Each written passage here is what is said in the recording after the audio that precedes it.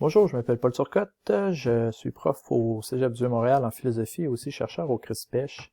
La présente capsule est pour vous donner quelques trucs, puis pour accompagner le document que le site du Vieux-Montréal, le Cégep et le CRISPECH et le CCSI ont produit ensemble. Donc, comme vous avez pu le constater sur le document, on a séparé en plusieurs étapes, là, dans le fond, de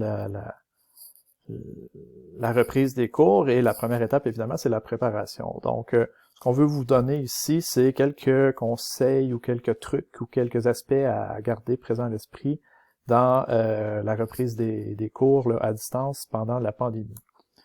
Donc, le premier truc concerne la flexibilité. Et c'est assez simple, en fait. On nous a invités, le ministre lui-même nous a invités à revoir le plan de cours et les évaluations, donc en accord évidemment avec les discussions que vous allez pouvoir avoir dans vos institutions et avec vos départements. Je pense qu'il va falloir réadapter les plans de cours et ne pas hésiter à prendre toute la marge de manœuvre, dans le fond, que le ministre et ou les départements vont nous donner.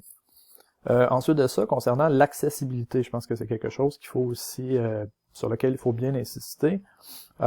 Trois choses assez faciles qu'on peut mettre en place. Premièrement, il y a beaucoup du téléenseignement qui va se faire par l'utilisation, la consultation par les étudiants et étudiantes là, de documents. Voir à ce que le format qu'on fournit aux étudiants puisse être le plus appropriable possible, qu'ils puissent modifier ça. Donc, donner les Word, donner les PowerPoint, donner les documents pour qu'ils puissent les surligner, faire à peu près tout ce qu'ils feraient en classe s'ils avaient accès aux documents. Ensuite de ça, ces documents-là, ainsi que peut-être les liens vers les vidéos qu'on va pouvoir distribuer, essayer de centraliser ça en un seul endroit.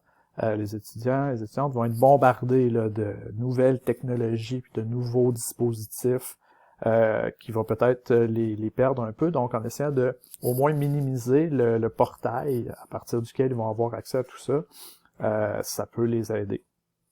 Et finalement, il faut aussi penser l'accessibilité en termes de temps. Plusieurs vont travailler beaucoup plus, sont dans les services essentiels, certains ne sont plus disponibles à l'heure du cours. Donc, dans la mesure où on est capable de rendre les choses disponibles en mode asynchrone, c'est-à-dire avec des enregistrements qu'ils vont pouvoir consulter quand ils seront disponibles, c'est une bonne façon là, de les aider à poursuivre dans cette stratégie-là à distance.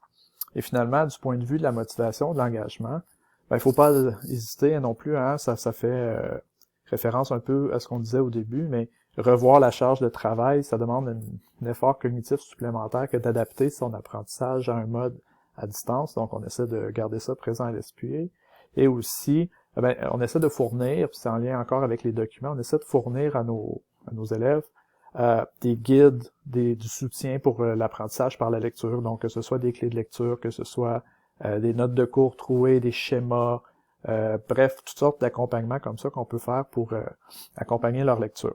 Et aussi, se rappeler que c'est une situation qui est nouvelle pour tout le monde, alors on essaie d'être disponible pour eux, puis on fait le mieux dans les circonstances. Bonne chance, faites attention à vous.